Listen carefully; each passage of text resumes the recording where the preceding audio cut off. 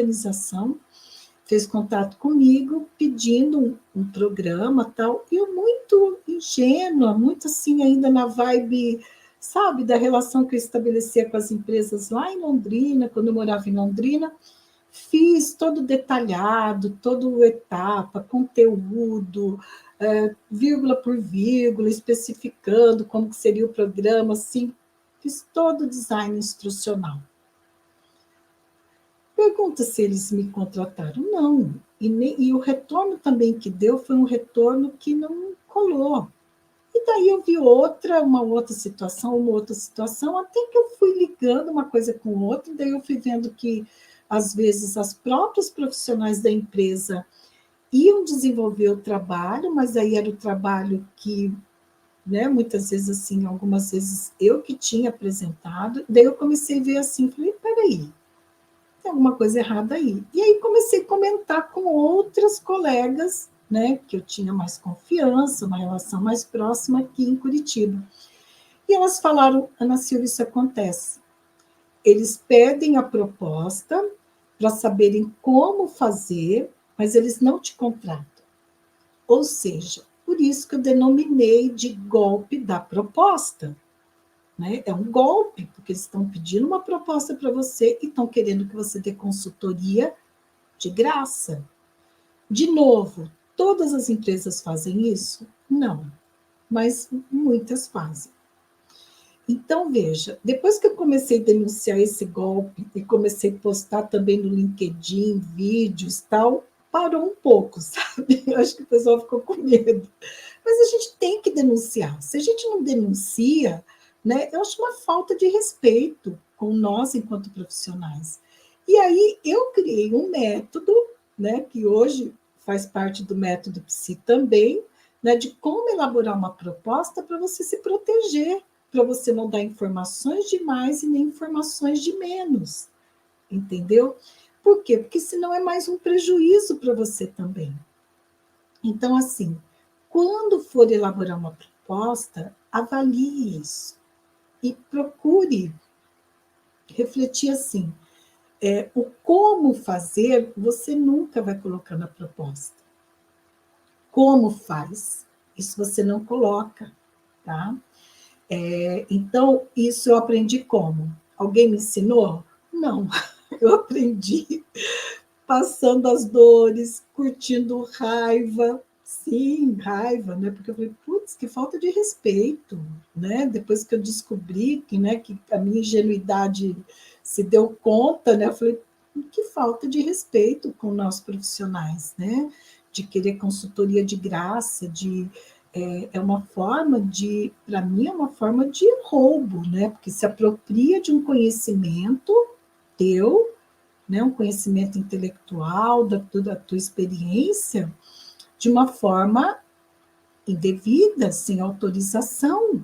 Se eu autorizo, se eu dou para você algo que eu produzi, né, então, está aqui, é uma coisa, mas se o outro pede e, ao mesmo tempo, né, não deixa isso claro, isso, para mim, não tem outro nome senão, né, se apropriar indevidamente. Né? Então, tome cuidado com isso, porque sim, você vai ter um prejuízo, né? Porque é um tempo que você demandou, investiu, é um prejuízo também emocional, psicológico, porque eu já passei por isso. Né? Quando a gente se dá conta do que aconteceu, assim, é muito ruim. Né? Há um sofrimento, pelo menos quando eu me dei conta, passei por um sofrimento psíquico, sim. Claro, né, que a gente tem estrutura, recursos para poder, né, lidar com isso depois, mas no primeiro momento, claro que afeta, né, a sua saúde emocional, mental. Então, tome cuidado com isso. Para finalizar, assim, o que eu percebo, né, que muitas colegas cometem um erro, assim, né, é de atender todas as demandas para todas as empresas. Se valorize,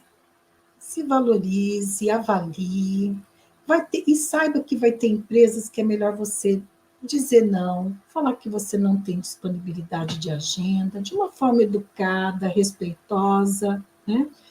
Mas aqui o meu compromisso não é com as empresas, o meu compromisso é com você.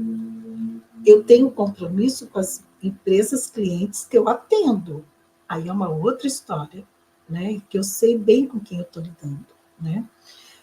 Eu, honestamente, nesses 22 anos, eu nunca tive prejuízo com a empresa. Prejuízo financeiro, não. Esse tipo de prejuízo que eu estou compartilhando aqui com você.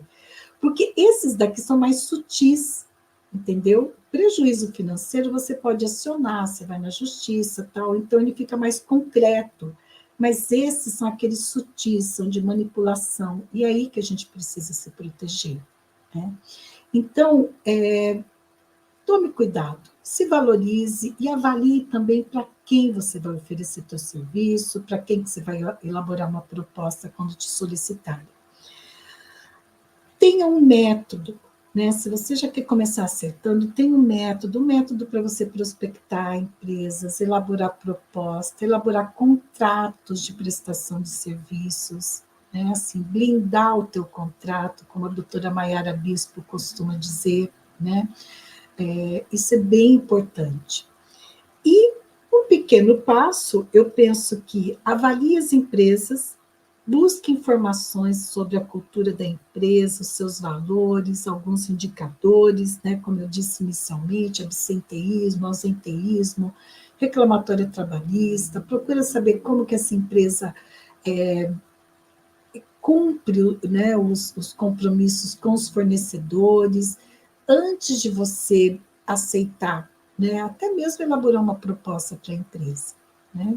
Ela nem precisa ficar sabendo disso, né? Isso é uma coisa que você faz nos bastidores, e a decisão que você tomar e como você vai justificar também é uma decisão tua.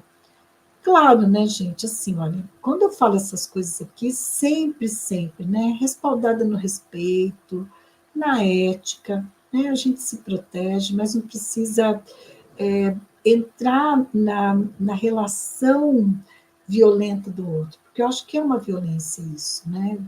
Você se preserva, né?